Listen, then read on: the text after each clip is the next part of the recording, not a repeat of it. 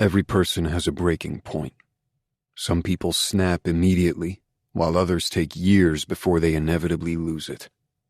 I had put up with my father's shit for 18 years, breaking a long time ago, but resigning myself to my age and the limitations that placed on me and my ability to truly know freedom. But for the last 2 years, I'd saved every penny I made, buying a bike and formulating a plan. I am getting out. I've had enough. I'm done. No longer will I continue to be his punching bag, taking the blame for all the wrongs in his life. Come with me, I say to my brother Ian as I jam everything I can into a backpack. Don't stay here. I can't just leave, he says, sitting on the edge of my bed. You shouldn't either. I can't do it anymore. I refuse to let this be my life. His gaze drops to the black eye I'm sporting thanks to my father's drunken tirade last night. Where will you go? Don't care, as long as it's not here. Last chance to join me. Ian stands, following me to the front door and outside, but he doesn't grab his things. I can't. This is home.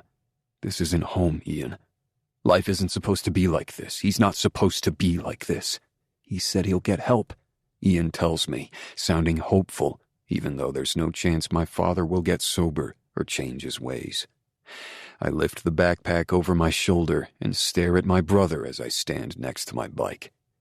He always says that until he has another drink. Ian kicks at the dirt near his feet. Maybe this time will be different. It's never different. I want you to come with me. Don't stay here. I can't just leave everyone behind. I shake my head, wishing I could talk sense into my brother. No one cares about us. Callum, Finn, Sean, Nevin, and Quinn don't give a fuck what happens to you or me. Everyone's out for themselves. Don't be stupid. I'm not stupid, but I'm not a quitter. You may be willing to leave us behind, but I can't throw away my brothers as easily as you can. I'm no use to them if I'm dead, I tell him. His face hardens as he lifts his chin, glaring at me. If you leave, we might as well be to you. You hit that road, don't ever come back. I take a deep breath, feeling the weight of his words. Didn't plan on it, brother. Once I'm gone for good. You're an asshole, he bites out, looking at me with so much hatred. His mood has just shifted as quickly as our father's does after his first drink.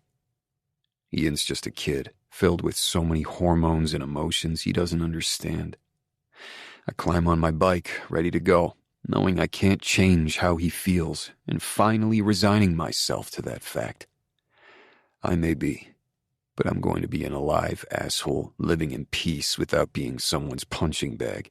Just go, Ian says, swiping his arm through the air.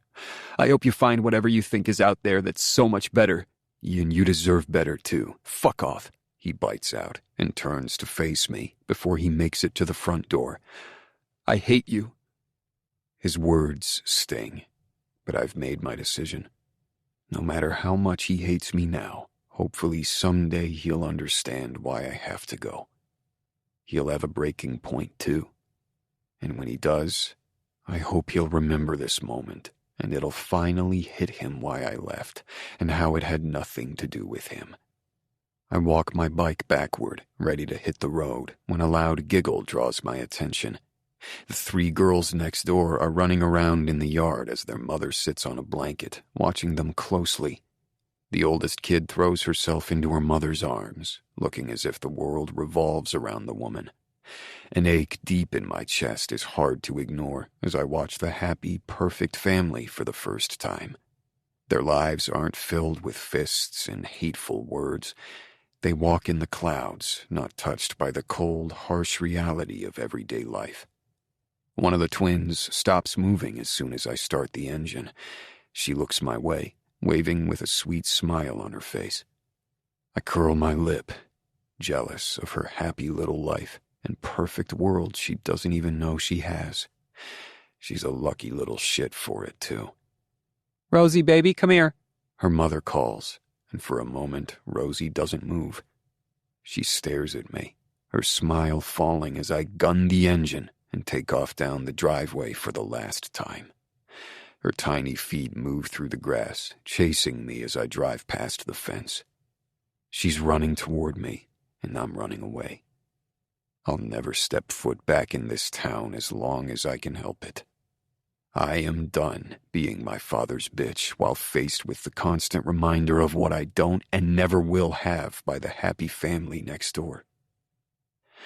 I don't look back as my wheels touch the road, leaving my past where it belongs, behind me.